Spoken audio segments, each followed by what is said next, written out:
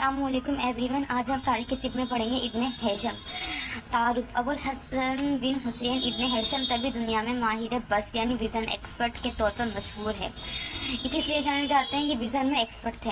उसने इल्म तबियात यानी फ़िज़िक्स के तहत रोशनी यानी लाइट और फ़लसफ़ा नज़र फ़िलॉसफी ऑफ विज़न से मुताल्लिक़ से बहुत से इंकशाफ़ात किए और मुतअद्दिद इजादात भी की, यानी कि बहुत सारी डिस्कवरीज़ की और उनको अपनी तसनीफ़ किताबुल मनाज़िर में पेश की। यानी उन्होंने एक किताब लिखी थी, तो उनकी जो डिस्कवरी थी उन्होंने अपनी किताब में लिखी।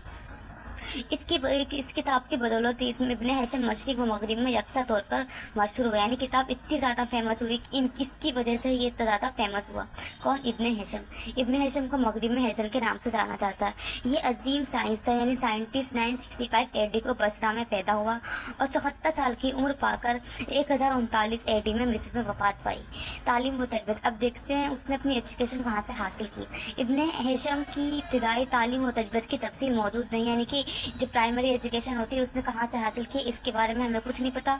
सिर्फ इस बात की निशानी दी हुई है कि उसने बसरा में अपने अंदर इस मायार की काबिलियत पैदा कर ली थी कि उसकी शोहरत मिस्र के खलीफा अल हाकिम के कानों तक भी पहुंची और उसने मुतासिर होकर इब्ने हैशम को मिस्र आने की दावत दी।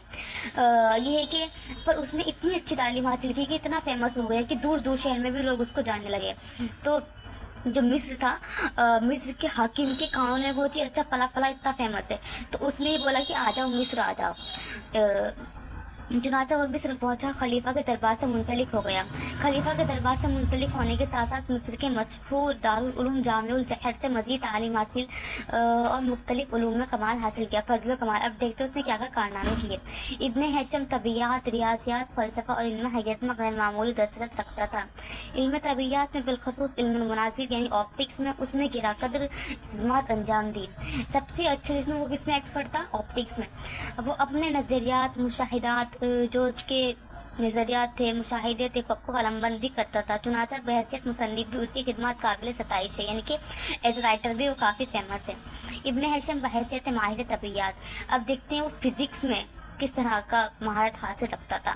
इल्म तबियात के तहत इब्ने हैशम ने रोशनी यानी लाइट को अपना मैदान ख़ास बनाया। जो लाइट है ना, उसने बहुत अच्छे से उसने काम किया। उसने मुख्तलिफ़ किस्म के अज्जात यानी लेंसेज पर तहकीक की और अज्जा मुहद्दिब यानी कॉन्वेक्स लेंस के बारे में बताया कि उससे चीज़ें बड़ी नज़र आती है। इब्ने हैशम ने इंशिकाफ किया कि किसी जिस्म जुजाती यानी ट्रांसपेरेंट बॉडी जो होती है से गुजरने के दौरान रोशनी अपना ज़वाया यानी एंगल कदरे बदल लेती है। यानी कि कोई ट्रांसपेरेंट है, अगर वहाँ से लाइट जा रही है तो उससे एंगल वो ज़रूर बदलेगी।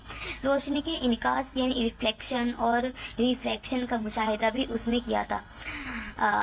उन्हें मुशाहिदात के तहत इब्ने हैशम ने रोशनी में मुख्तलिफ रंग पाए जाने का राज खोला और कौस कज़े यानी रेनबो और हाला यानी हेलो पर भी रोशनी डाली। उसने सूरज ग्रहण और चांद ग्रहण के बारे में तफसील पेश की और ये भी बताया कि सूरज तुलू और गुरूब होते वक्त बड़ा क्यों नज़र आता है, यानी कि जब सूरज राइज होता है और तो वो बड़ा क्यों नज़र आता है।